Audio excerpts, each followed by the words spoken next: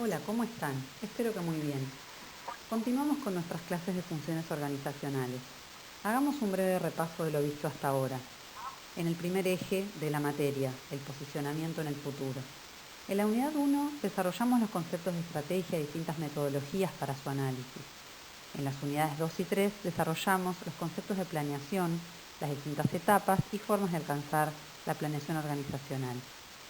En la unidad 4 desarrollamos la metodología de David para el control o revisión de la estrategia y para analizar si el rumbo de la misma está tomando la dirección que nosotros planeamos.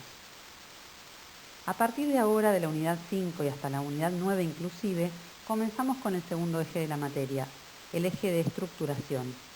Utilizaremos como bibliografía base el libro de Henry Mincer, La estructuración de las organizaciones, y desarrollaremos en función a este libro todos los conceptos que el autor propone referentes a lo que es la estructura organizacional, es decir, el diseño de una estructura eficiente y acorde a la estrategia elegida que permita desarrollar los objetivos y alcanzarlos de la mejor manera posible. Sigamos adelante.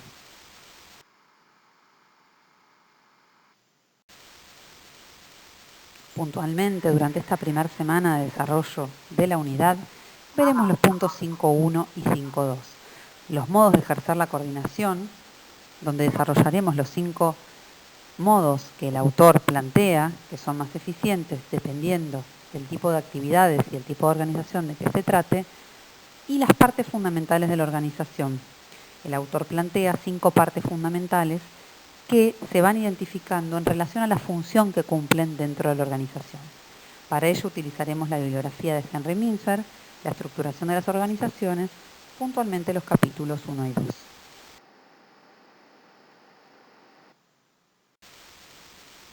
Para comenzar desarrollando el concepto de estructuración, el autor plantea que toda actividad humana organizada da origen a 2 requerimientos fundamentales y opuestos.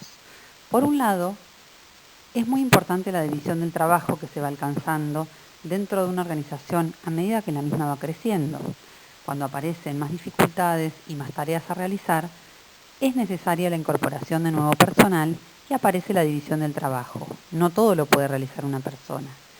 Entre estas varias tareas aparece la necesidad luego de la coordinación, porque hay más personas involucradas en ese proceso.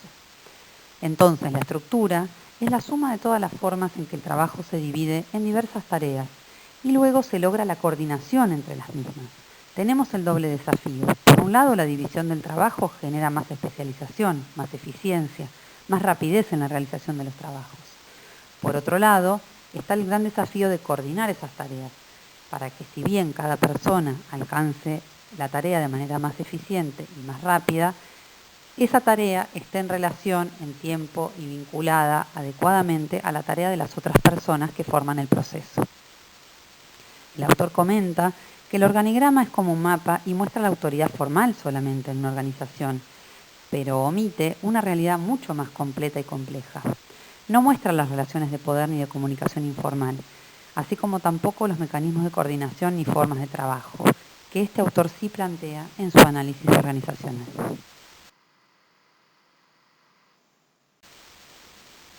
El concepto de estructura que desarrolla el autor se muestra como el conjunto de relaciones, comunicación entre unidades y entre personas, que determinan las responsabilidades y las tareas de cada unidad y de cada persona en la consecución de los objetivos de la organización.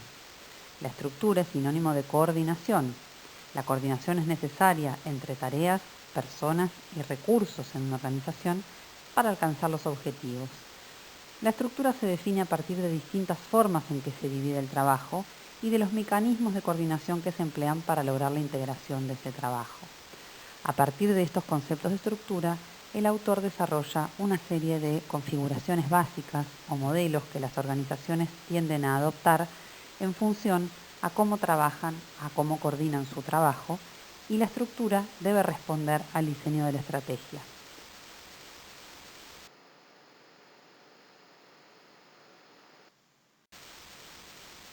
El libro de Henry Mincer, La estructuración de las organizaciones, nos plantea entonces una forma de estructurar las tareas de la organización en relación a partir de los mecanismos básicos de coordinación, como comentábamos.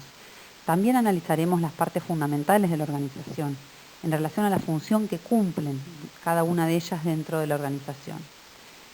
Otro concepto que el autor plantea al momento de diseñar una organización son los parámetros de diseño, características internas que la organización debe ir desarrollando, que tienen que ver con el diseño de puestos individuales, el diseño de la superestructura, el diseño de encadenamientos laterales y el sistema de toma de decisiones dentro de una organización. Todos conceptos que desarrollaremos, como les comentaba, desde la unidad 5 a la 9. Los factores situacionales o de contingencia deben ser tenidos en cuenta al momento de elegir los parámetros de diseño. Debe haber una consistencia interna entre ambos. Llamamos factores situacionales al tamaño, antigüedad, ambiente y sistema técnico de una organización, conceptos que desarrollaremos más adelante. Y finalmente el autor cierra este diseño organizacional con el planteo de 5 configuraciones básicas o estructurales o modelos que las organizaciones tienden a adoptar en relación a todos los conceptos desarrollados con anterioridad.